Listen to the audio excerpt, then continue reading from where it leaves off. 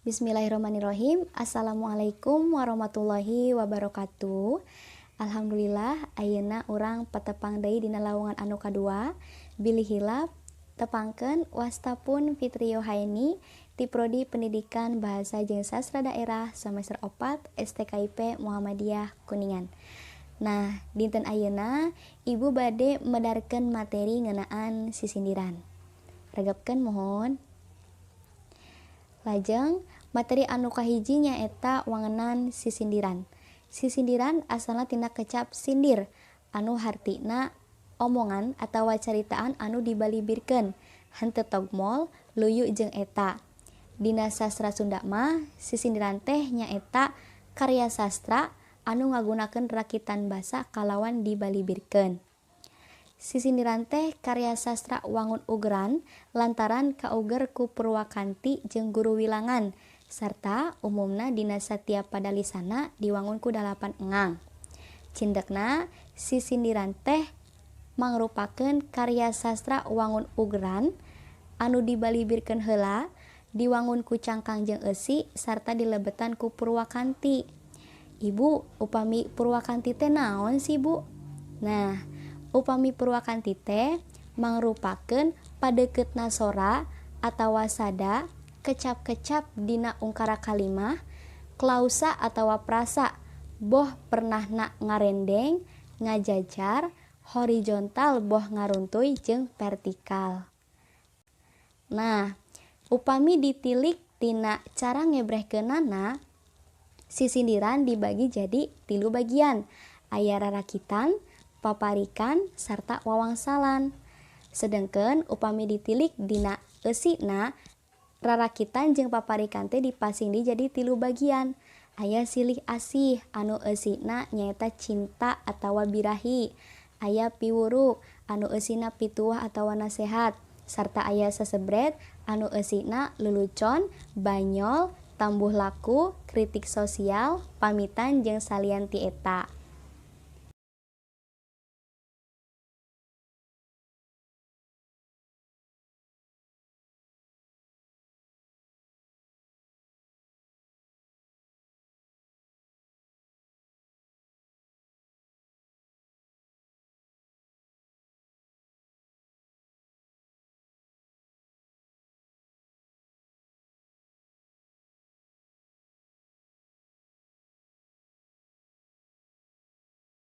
Daun salam di Cikaum, gegeroh bakat kubutuh. Assalamualaikum warahmatullahi wabarakatuh. Waalaikumsalam. Meuli kapur ka Cipularang, halo lur kumaha daramang. Kacikini meuli dukuh, aduh waya gini masih tunduh. Di pantai aya ubur-ubur, ubur-ubur asup kana kendi, nu dareukeut kalalabur. Ah, sia mah tara mandi.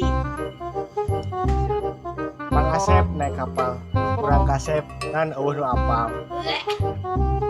Ka Cipagalo lewat ka Tonggo, kuring jomblo tapi loba nu bogoh. Meuli lontong ka Cipagalo, di jalan aya kalong wewe, muntong ngaku-ngaku boga kabogoh, jomblo mah jomblo weh. Ditarik kolot ka Cimanggu, kaleuwi liang meuli bubur, geus kolot mah tong belagu, sing inget kana liang kubur. Meuli hayam, hayam kate, meulina ka Cihaur, sia tong lila teuing PDKT, bisi kaburu direbut ku batur. Di dieu loba kanyer, hanjakal parentil keneh. Di dieu loba awewe, hanjakal carentil kabeh. Saninten buah saninten, saninten di kalapaan. Hapunten abdi hapunten, bilih seueur kalopatan.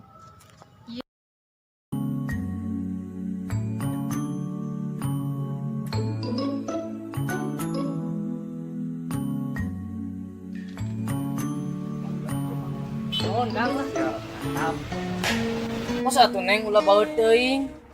Tumpak pes pak, jokna leutik. Di alun-alun asupkan ulah legok. Neng jilpa cantik.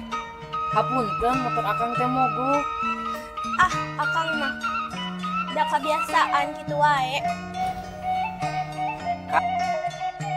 Nu make topi bawa awak, irung kagok beungeut olohok. Alah bayawak, Vespa nu bogok, apa cinta nu melok? Aya kungkang baunya sakujur. Les ka tukang digegel buhaya. Akang, waler sing jujur, ai akang leres laya. Sing demi cintaku padamu, Neng, akang mah satia. Alah, setiap tikungan aya meureun. Aya awewe make kongkorong. We mana juga orai bedul. Halah, kawe ya korong, mana mah tukang wadul. Di binong batu jajan, kasayati ulah lali. Anu bohong, anu wajang, mun Gusti anu ningali. Nangan jambu menang nuru mehong. Tutung na juga kawali. Aslina abi mah teu bohong, da abi tadi ningali.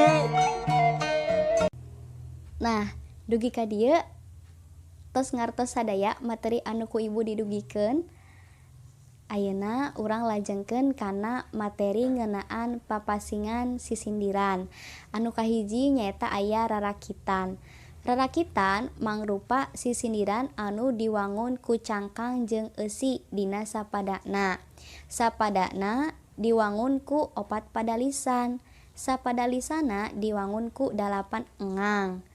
Nah, purwakantina oge abe-abe. Contona, lamun hayang ulin ti beurang, ulah make kaos kutang. Lamun hayang hirup senang, ulah daek loba hutang.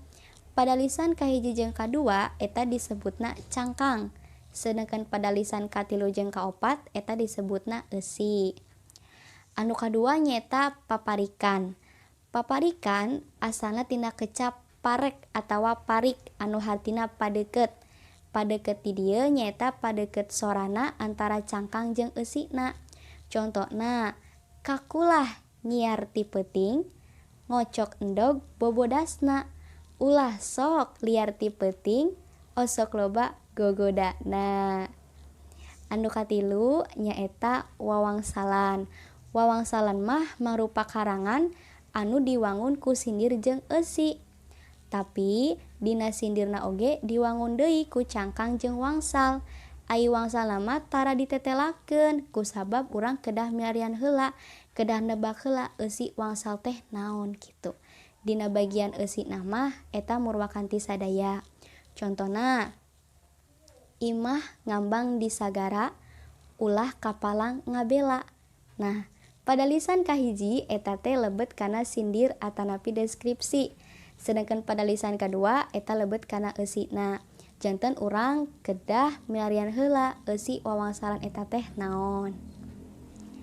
Nah, alhamdulillah materi parantos sadaya didugikeun, parantos rengse. Ayeuna ibu masihan pancen kanggo hidup sadaya, kanggo didamelan ngeunaan sisindiran anu ku ibu dicontohkeun tadi. Sisindiran ieu teu acan lengkep.